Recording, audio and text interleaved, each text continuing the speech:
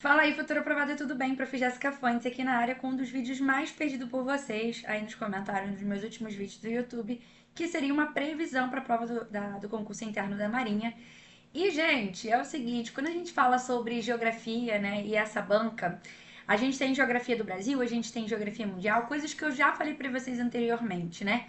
Geografia do Brasil tende a ser mais aprofundado, então são temas ali que ele vai pegar alguns detalhes, então a gente precisa prestar mais atenção quando a gente está estudando. Então, nesse caso aí, sempre quando está estudando geografia do Brasil, a gente precisa estar sempre reforçando as ideias, né, os temas, fazendo mais exercícios.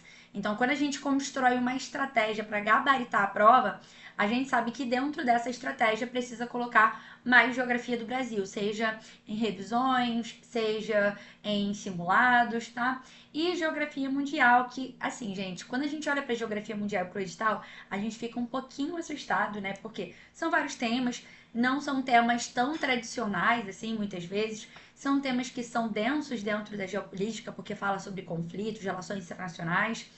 Mas a tendência da prova é não se aprofundar tanto.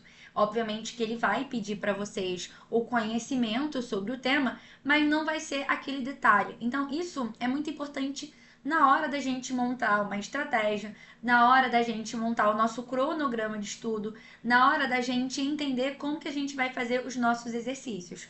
E aí, muito importante também nesse sentido, é a gente ter muitos exercícios disponíveis. E a partir disso eu vim aqui apresentar a minha nova parceria, que é o Aprova Marinha, a maior plataforma de exercícios para o seu concurso, para o concurso interno da Marinha, e que ano que vem vai ter aqui a mim fazendo as estratégias por trás da geografia, geopolítica, atualidades, trazendo aí questões corrigidas, trazendo aí todo o edital detalhado e organizado estrategicamente para vocês gabaritarem um dos temas dentro do edital mais difíceis que nós temos, que é geografia. Então a gente vai ter aí exercícios corrigidos em vídeo, a gente vai ter o curso completo de Geografia, Geopolítica e Atualidades, né, para nossa banca, voltado totalmente para nossa banca, construído exatamente para nossa prova. Vai ser a maior preparação que vocês vão ver do mercado para nossa prova, tá? E se vocês não conhecem o Aprova Marinha,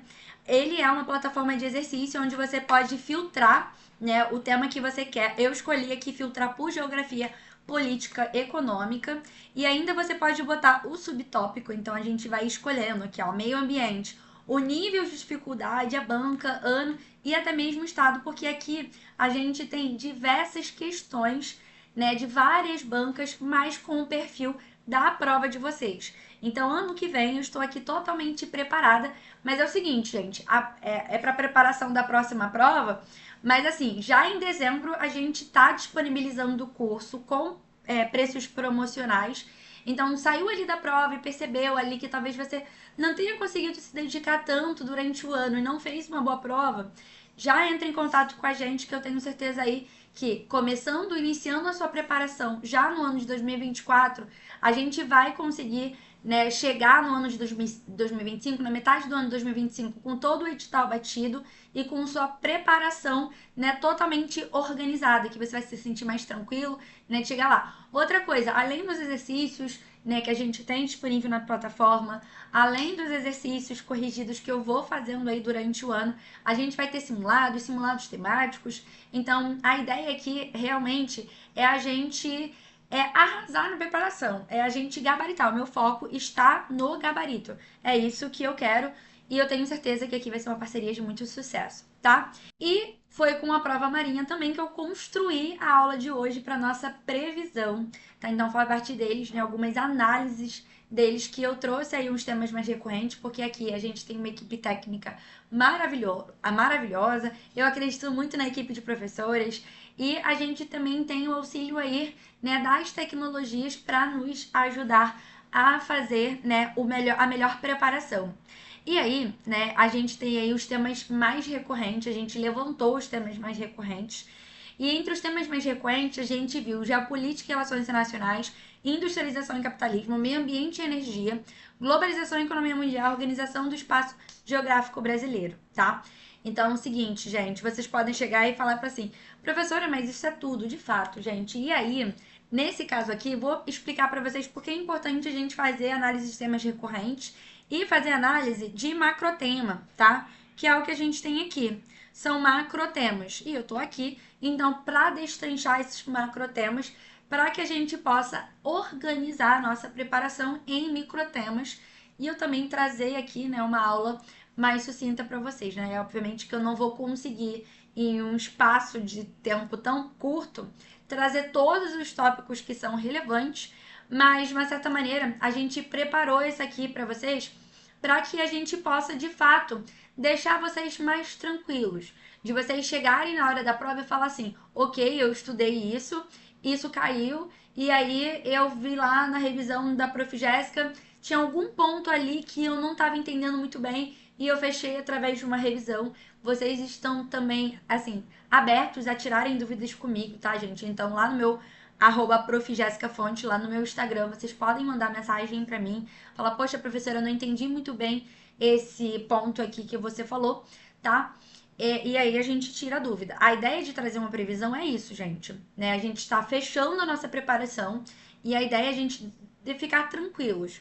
Obviamente, gente, isso aqui é uma previsão, eu não vou adivinhar o que vai cair na prova, mas através de uma análise detalhada, uma análise de prova, né, uma análise da banca, olhando para características de provas que já aconteceram militares esse ano, então eu trouxe essa previsão. E essa previsão para deixar vocês tranquilos, tá? E mesmo que tenha um tema aqui que talvez vocês falem assim, talvez eu não saiba muito bem sobre isso, aqui você tem uma oportunidade, porque a gente ainda não chegou na prova, você tem uma oportunidade de olhar ali, estudar um tema, tirar a dúvida e etc, tá? Então, vamos lá. A análise de macrotemas, ele ficou um pouquinho grande, né? Geopolítica, relações internacionais, industrialização e capitalismo, meio ambiente, energia, globalização, economia mundial, organização do espaço geográfico. E eu vou dividir isso em vídeos, tá? Então, essa aqui é a primeira parte. E eu escolhi para iniciar a parte mais pesada, que é a parte de geopolítica e relações internacionais. E, particularmente, é a matéria que vocês têm mais medo, né? Ao longo do tempo aí, eu percebo que os alunos, eles têm muita dificuldade com geopolítica, porque não é apenas memorizar pontos, né? A gente tem que fazer relações, existem correlações importantes, envolve ali um xadrez, né, extremamente importante, que é o xadrez dos estados nacionais, dos interesses dos países, tá? Mas dentro desse macro tema, eu escolhi um ponto que é falar sobre conflitos, tá? Então, dentro de geopolítica e relações internacionais, eu trouxe para vocês um micro tema, tá? E é esse microtema que a gente vai falar hoje, tá?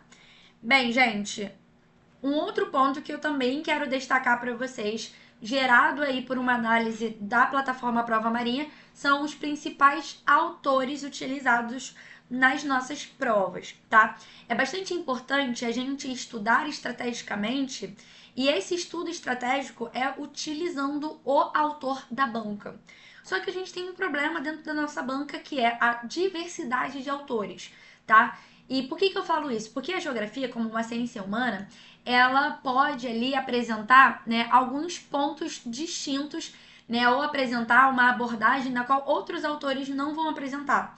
Então, eu tenho livros didáticos que vão falar um tema que outros livros didáticos não irão falar. Ou apresentarão um tema com mais nível de detalhes, ou apresentarão temas com menos nível de detalhe.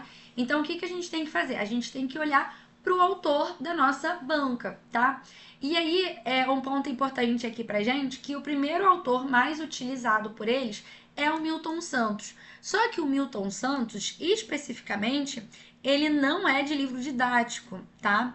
O Milton Santos, ele é considerado aí, de uma certa maneira, o pai da geografia moderna do Brasil, tá? E aí ele é o precursor da geografia crítica no Brasil, que é essa geografia que a gente tem nas escolas, nas geografias escolares. O Milton Santos, ele é um dos mais renomados autores de ciências humanas no Brasil.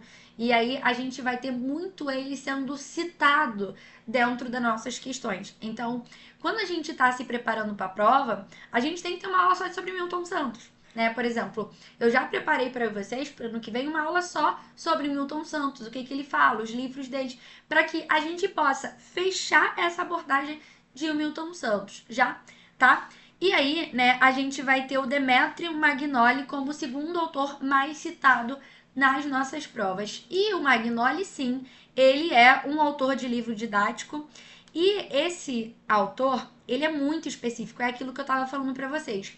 O Magnoli, ele é reconhecidamente um grande autor da geopolítica brasileira, né? Ele é um grande especialista de relações internacionais e o livro didático dele é diferente dos outros livros didáticos.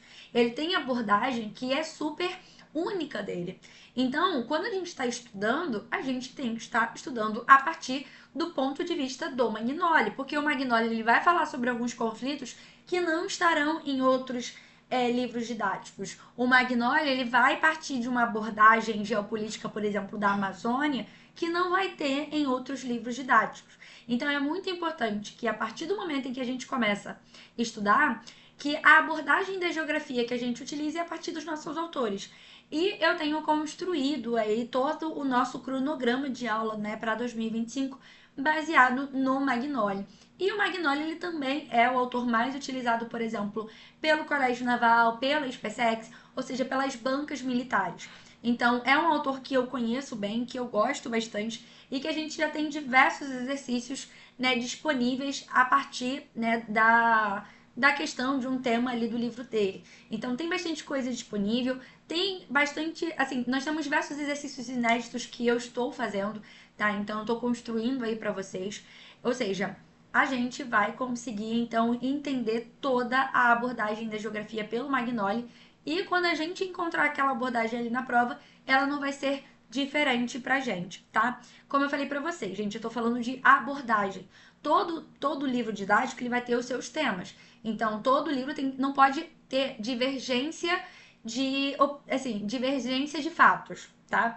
Eu não posso ter, por exemplo, um livro falando que não existe Guerra da Caxemira e outro existe Guerra da Caxemira. Isso não existe, tá? Todos têm que partir do mesmo fato e baseado-se nesse fato geopolítico, eles são verdadeiros. E aí, no caso, ele vai apresentar aquilo. Todo livro didático vai apresentar o tema. A questão que muda aqui é a abordagem. E é nesse ponto que a gente precisa nos basear, tá bom?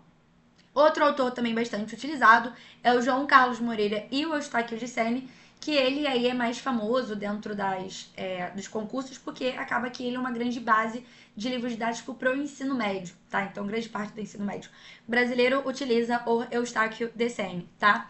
E aí a gente percebe que o Demetrio Magnoli com foco em geopolítica e relações internacionais. Quando eu estou construindo as minhas aulas, eu geralmente pego essa parte, né, de geografia humana a partir do Demétrio e da geografia física a partir do Eustáquio de Sene e vou complementando ali com outros autores, tá? Então é isso, referências teóricas bastante importantes. Como eu tinha falado aqui para vocês, gente, nós temos as nossas questões, são milhares de questões disponíveis para vocês. Então, o que não vai faltar é questão, é exercício. E assim, gente, eu tô aqui me propondo fazer para vocês a parte toda de teoria, mas é impossível a gente não se preparar com questões. É impossível eu só assistir teoria. Eu preciso dessa união entre teoria e exercício, e é nesse sentido, então, que essa parceria vai ser só sucesso pra gente, tá? E aí, qualquer coisa, vocês já podem me procurar ou procurar aí o A Prova Marinha para saber mais informações sobre os nossos pacotes para o ano que vem, tá? E bora começar a aula, né? Eu já tinha aí falado para vocês qual seria o principal ponto da nossa aula, que é geopolítica e relações internacionais. Eu escolhi um ponto aqui de previsão, que é a parte de conflitos. Ano passado, em 2023, né, a gente teve conflito árabe-israelense, mas a gente teve especificamente Yom Kippur, tá? E aí, gente, eu vou mostrar para vocês um ponto que vocês vão perceber eu falando ao longo das aulas, tá? Em 2023, a gente teve, né, 50 anos de Yom Kippur. Então, Yom Kippur estava fazendo aniversário. A guerra de Yom Kippur estava fazendo aniversário. E aí é muito importante a gente estudar essas datas que são fechadas, né, que fazem aniversário. E eu trouxe para você, trouxe aí diversos conflitos que estão fazendo aniversário, né, diversos pontos econômicos que também estão fazendo aniversários, né, diversos fatos históricos, para que a gente possa então fazer esse planejamento, pra vocês entenderem um pouco de como eu faço a minha previsão, tá? E aí vocês poderiam chegar para mim e falar assim: mas professora, se caiu em 2023, você acha que novamente a gente possa ter uma questão de conflito árabe-israelense? Gente, num contexto normal, não, tá? Geralmente as provas militares, elas tendem a não repetir assunto, principalmente assuntos de geopolítica. Mas vocês devem se lembrar que em outubro de 2023 a gente vai ter o início da Guerra de Gaza. E basicamente hoje esse aí é a maior esse conflito é o maior conflito da atualidade. E é um conflito gigantesco.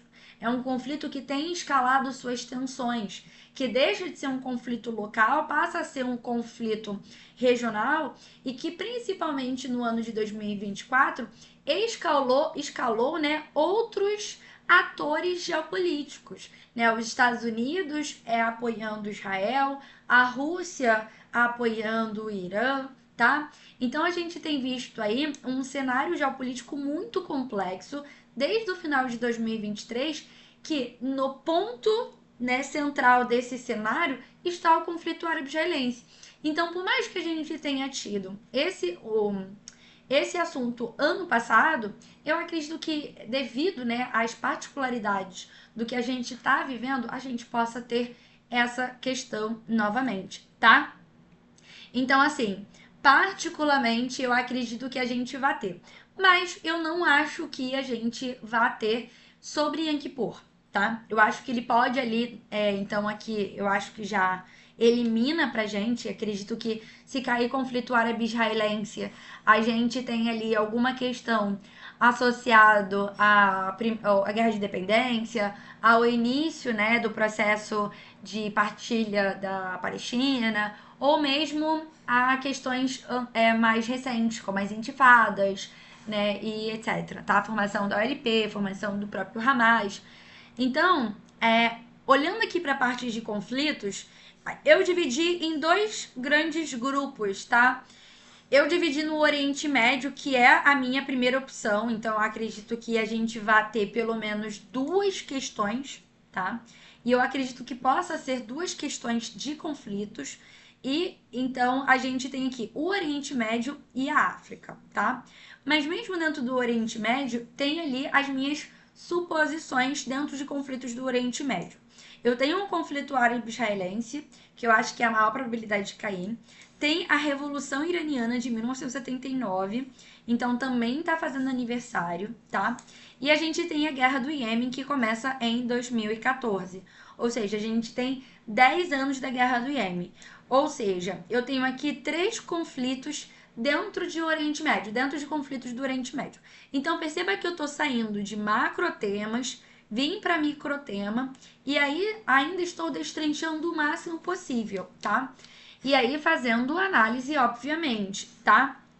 Aqui na África, acredito né, no continente africano, que a gente, se ter uma questão de continente africano, a gente possa ter uma questão sobre terrorismo no continente africano.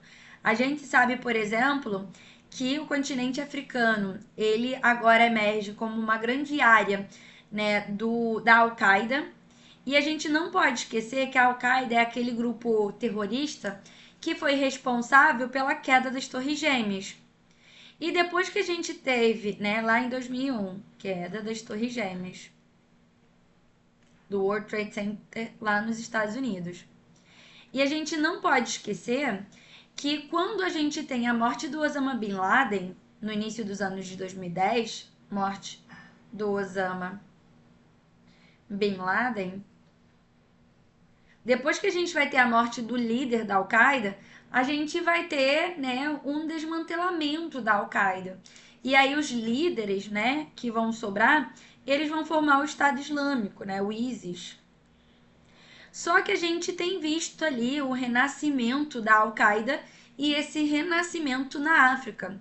Lembrando, gente, que na África a gente também tem um outro grande grupo terrorista, que é o Boko Haram, que é um braço do Estado Islâmico, tá? Ele tem feito aí diversos atentados e tem trazido consigo, né, uma sensação de terror muito grande para diversos países, principalmente ali no chifre da África, tá? E a gente tem a Primavera Árabe 2.0, que basicamente essa Primavera Árabe 2.0, ela faz uma alusão à primavera ali, né, de 2010, 2011, que foi basicamente uma onda de protestos contra ditaduras que aconteciam ali no norte da África e no Oriente Médio, tá? Então a Primavera Árabe, ele não aconteceu só no Oriente Médio, na verdade ele começa no norte da África e depois se espalha pelo Oriente Médio. E a gente vai ter, por exemplo, várias guerras civis, como a Guerra da Síria, a Guerra da Líbia, a Guerra do Iêmen, tá? Guerra da Síria, Guerra da Líbia e Guerra do Iêmen. Iêmen pode ser escrito com Y ou com I, tá, gente? Essas guerras, elas são guerras consequências da Primavera Árabe, na verdade, do fracasso da Primavera Árabe dentro desses países, tá? Porque quando a gente olha para a Tunísia, que foi onde tudo começou, né, a gente vai ter uma onda de protestos. Essa onda de protesto, né, essa união, né, do povo, vai fazer com que a gente tenha a queda, de fato, né, do ditador ali e a entrada de uma democracia. Isso vai tentar se repetir, né? Essa ideia vai tentar se repetir nos outros países, mas não vai acontecer, tá? Então vai acontecer no Egito, vai acontecer na Líbia, vai acontecer, né, na Síria, no Iêmen, tá? Na Líbia, por sinal, a gente vai ter até a intervenção da OTAN. Então a gente tem aí, né, a OTAN aparecendo bastante pra gente a partir da guerra da Ucrânia. Porém, contudo, entretanto, ela já é um personagem geopolítico bastante importante, pelo menos na última década, para a questão de intervenção em conflitos, tá? E essa Primavera 2.0 seriam aí novos protestos que começaram a acontecer a partir de 2018, então em alguns países tais como Argélia, Sudão, e posteriormente, né, vários golpes de estados em área que a gente chama de o cinturão de golpes no continente africano. Então, nos últimos anos, vários países africanos, principalmente, né, majoritariamente países africanos que foram colonizados pela França, estão tendo golpes de estados e uma aproximação muito grande com Rússia, com China e etc. Principalmente Rússia, tá? Então acredito aí que possa vir esses dois pontos. Então tá aqui, principalmente para mim, as duas grandes áreas de conflitos que a gente tem que ter especificamente. O conflito árabe-israelense, só para relembrar para vocês, dentro do conflito árabe, ele é um grande conflito, tá? Na verdade, esse conflito aqui ele pode ser considerado secular, mas ele vai, né, começar a ter ali um ponto de tensão muito maior quando no final do século XIX a gente ter, tá, uma migração muito forte judaica, tá? Uma migração de judeus para a área que é conhecida como a Palestina, tá? Então temos aqui, ó, a Palestina, toda essa área aqui que eu tô mostrando para vocês, ele bota aqui, ó, 1946, antigo território da Palestina. Gente, a Palestina ela não existe, tá? Como estado ela não existe. O que nós temos são os palestinos. Então os palestinos eles são um grupo étnico, né? Que eles não têm um estado deles, eles não têm um território deles que seja independente. Apesar da gente ter algumas áreas autônomas, que hoje é a faixa de Gaza e hoje é a Cisjordânia, ele até botou aqui nome Palestina, né? Mas na verdade aqui a gente tem a Cisjordânia. E a Cisjordânia, ela é considerada internacionalmente como a grande área, né, dos palestinos. Só que tem um problema na Cisjordânia que a gente vai olhar e vai falar assim, ok, essa Cisjordânia nunca vai se tornar um estado de fato autônomo, independente, porque é onde a gente tem áreas do corpo do Rio Jordão, tá?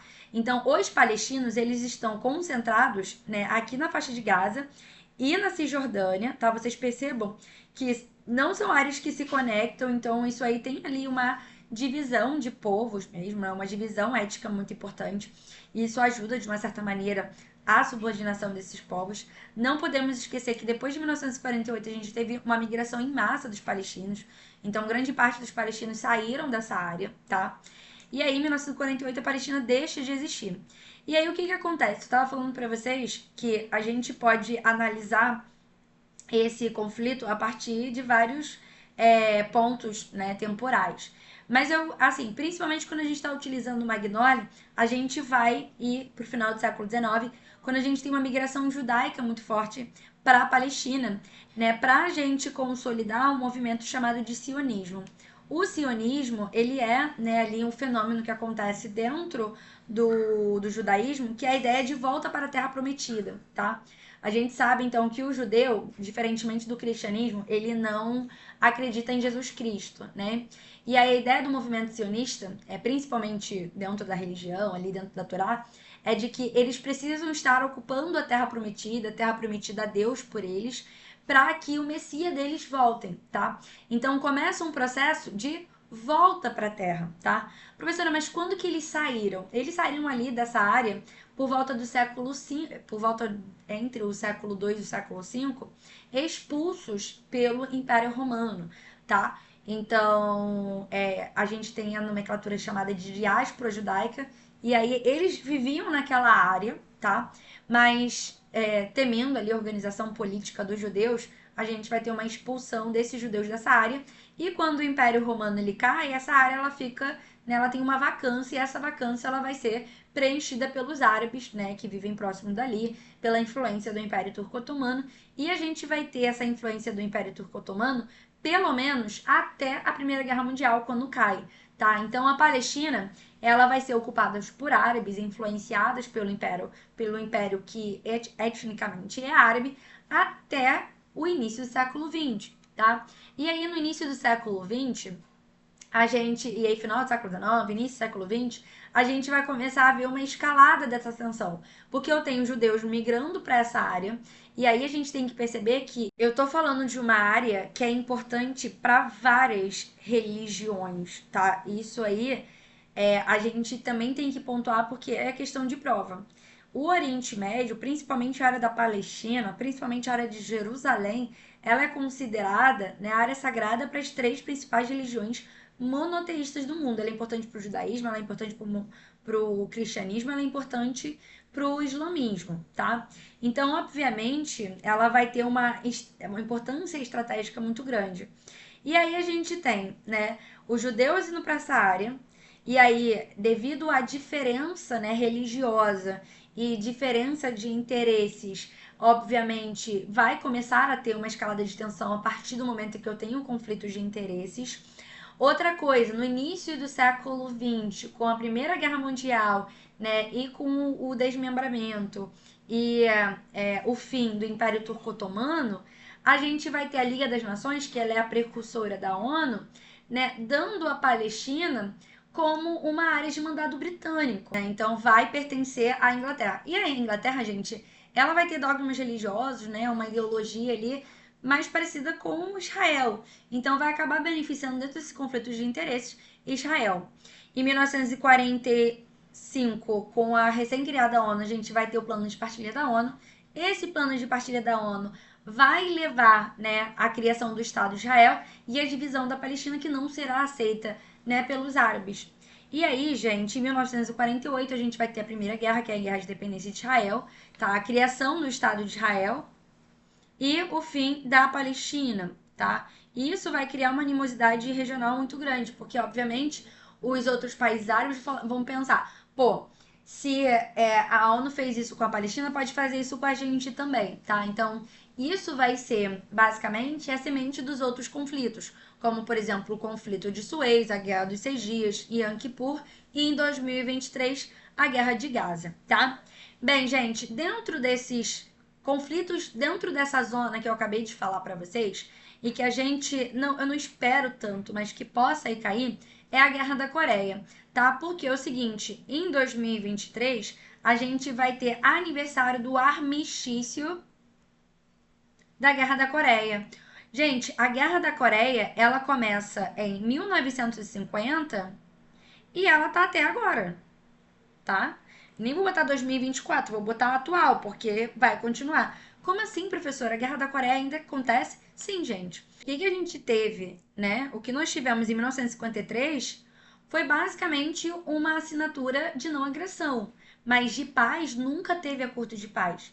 Então, as duas Coreias, elas ainda estão em guerra, tá? Então, por isso que de vez em quando a gente tá vendo aí no noticiário, né, o Kim Jong fazendo armas nucleares, fazendo testes nucleares, né, a gente tendo aumento de exercícios militares dos Estados Unidos na Coreia do Sul, tá? Então, assim, por que que eu coloquei esse ponto, né? 2023, então a gente tá tendo aí aniversário, então é importante a gente também compreender. Olhando aqui para os exercícios, a gente tem um dos grandes conflitos do Oriente Médio. Esse exercício aqui, gente, peguei lá na plataforma do Aprova Marinha. Então, ó, questão 4.418. Então, muitas questões aí disponíveis pra gente. Um dos grandes conflitos no Oriente Médio tem sido o confronto árabe-israelense. E a gente tem vários, tá, gente? Eu só peguei um ali para que a gente possa fazer, a gente possa compreender, entender ali a importância, né, desse assunto pra gente. Cujas origens remontam a qual período? A Segunda Guerra Mundial, quando os países vencedores apoiaram a Liga Árabe a invadir o território de Gaza. Não, gente. Quando os vencedores apoiaram a Liga Árabe? Não, a Liga Árabe, por sinal, ela vai, de uma certa maneira, surgir desse contexto de criação de Israel. Então, invadir o território de Gaza? Também não, tá? Também porque Gaza pertencia ao Egito, tá? O Egito vai perder Gaza ali na Guerra dos Seis Dias. Então, não tem aqui especificamente. Primeira Guerra Mundial, quando a Liga das Nações, pressionada pelos Estados Unidos, dividiu o território palestino para criar o Estado de Israel. Gente, a divisão do território palestino, ele vai ser feito em 1945, pós Segunda Guerra Mundial, tá?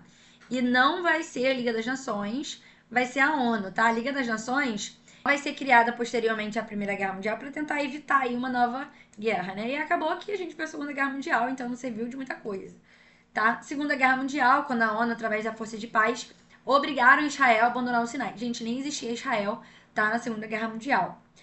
Primeira Guerra Mundial, quando a Liga das Nações aprovou a Declaração Balfour, colocando a Palestina sob o governo da Inglaterra. Então, isso aqui é um ponto de vista de um autor específico, né? Mas um dos nossos autores. E eu falei para vocês, né, que a gente vai ter que olhar o início das tensões exatamente entre o final do século XIX e o início do século XX. Por quê? É aquilo que eu estava comentando com vocês. A Inglaterra, ela vai ter ali, né, uma aproximação religiosa muito maior. As concepções judaicas cristãs que existem na Inglaterra, né, apesar da Inglaterra ela ser em grande parte protestante, elas vão ser mais parecidas com os judeus. E lembrando, gente, que durante o período da diáspora judaica, esses judeus se espalharam pela Europa, se espalharam pelos Estados Unidos.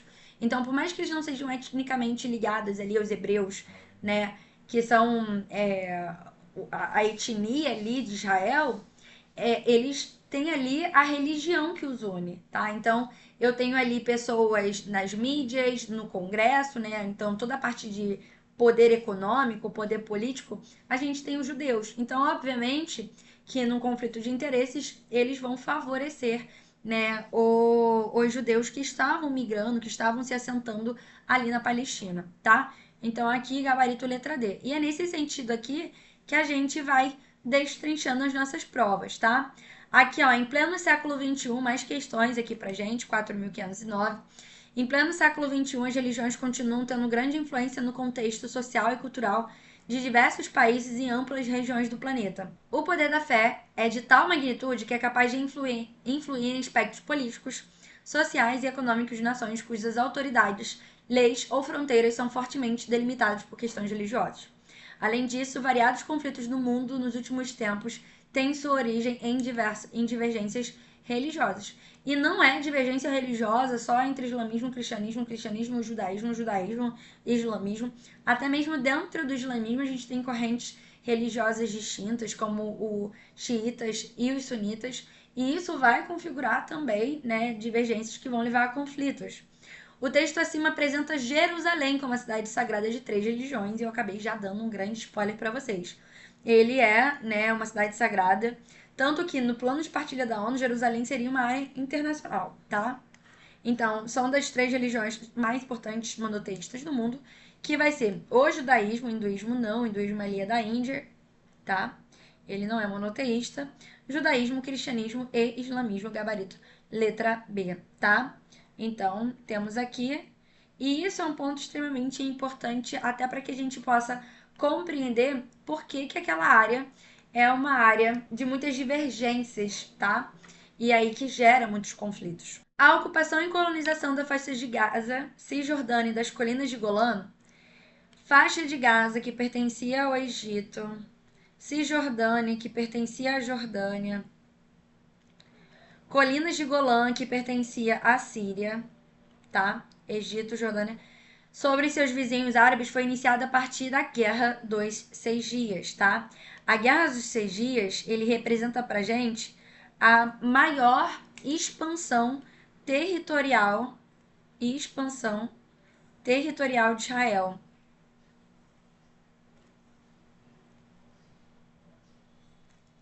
Então, olhando aqui, ó, 1967, a gente vai ter 1946, né? Antigo território palestino. Então, tínhamos alguma coisa aqui, não tinha, né? 1947, criação de Israel, o que seria Israel e o que seria a Palestina, né? Pegando uma parte da faixa de Gaza apenas, tá? Porque pertencia ao Egito. E em 1967 a gente tem a tomada da faixa de Gaza, né, do Egito por Israel. E olha como Israel ele cresce.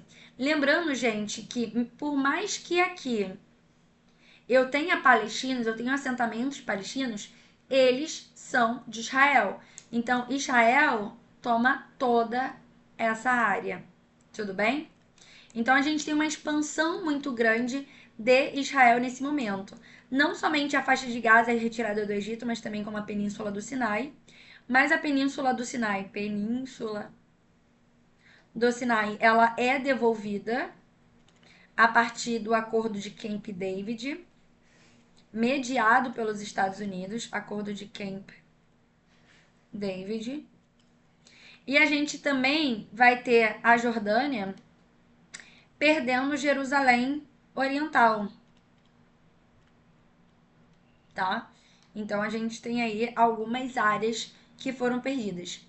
Por último, e aí, gente, eu vou deixar para a próxima aula, falei para vocês que a gente dividir, né, os comentários sobre os outros conflitos, então já sabe, não perca a próxima aula que ela é extremamente importante e vai ser nesse mesmo contexto aqui, explicando, falando, trazendo os pontos, tá? Destrinchei aqui para vocês pra gente relembrar Revolução Iraniana, tá? Mas eu vou ir fazer exercícios e eu vou fazer aqui o último exercício de conflito árabe-israelense com vocês. O Estado de Israel, e assim, particularmente, se cair um conflito árabe-israelense, acredito que deva cair, sim, a Guerra dos Seis Dias, tá? E não a Guerra de Yom Kippur, como foi ano passado. O Estado de Israel, que completou 60 anos em maio deste ano, teve suas fronteiras definidas a partir de várias guerras com países vizinhos. A esse respeito, várias afirmativas. O Plano de Partilha da ONU, de 1947, previa a retirada das tropas do Império Russo. Nada a ver aqui com nada, né? O Plano de Partilha da ONU de 47 previa a retirada das tropas do Império Russo. Até aqui tá certo. Opa, gente, eu acho que eu falei 45, me perdoa, tá? É 47 mesmo. Plano de Partilha da ONU de 47 previa a retirada das tropas do Império Russo, a criação de um Estado judaico, ok, tá? A criação de um Estado judaico, de Império Russo não, e de um Estado independente árabe palestino, tá? Então quase tudo tá certo, menos a número 1. O Estado de Israel, que completou 60 anos em maio desse ano, teve suas fronteiras definidas a partir de várias guerras com países vizinhos. A esse respeito, avalie as afirmativas abaixo. Plano de Partilha da ONU de 1947, ok. Ih, gente, eu acho que eu falei 45, foi sem querer, tá? É 47. E a Guerra de Independência 48. Previa a retirada das tropas do Império Russo, nada a ver aqui com a história. A criação de um Estado judaico, ok. E de um Estado independente árabe-palestino na região da Palestina. Ok, também, tá? Então era a criação do Estado de Israel. Era essa a ideia, então realmente dividir, partilhar, né? Então essa aqui está errada, então a gente já vai eliminar a letra A letra B, ok? Os árabes rejeitaram o plano da Palestina, aprovado pela Assembleia Geral das Nações Unidas, e atacaram o recém-Estado de Israel em 1948. Ok, era o começo dos conflitos árabe-israelenses e do dilema dos refugiados palestinos.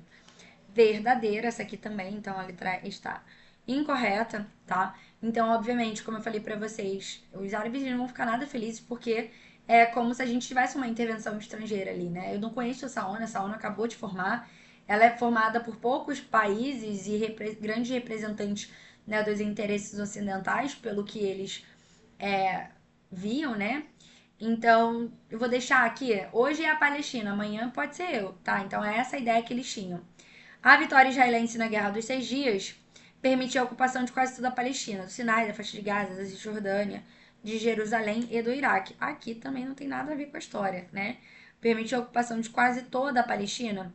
Lembrando que foi a ocupação de toda a Palestina, mas o Sinai, a faixa de Gaza, Cisjordânia, Jerusalém, né? No caso aqui, Jerusalém Oriental, e isso, né? Mais outra Jerusalém, e a outra Jerusalém, né? Ocidental também, Jerusalém e Jerusalém Oriental. Então, essa aqui está errada também. Ok, então gabarito letra C.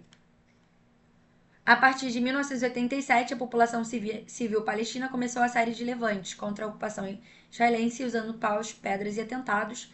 Isso se chama intifada. E foi da intifada, por exemplo, né, da primeira intifada, que é de 1987, que a gente vai ter a criação do Hamas, tá? Que vocês sabem que é esse grupo político barra terrorista aí, que fez os ataques de 2023, tá?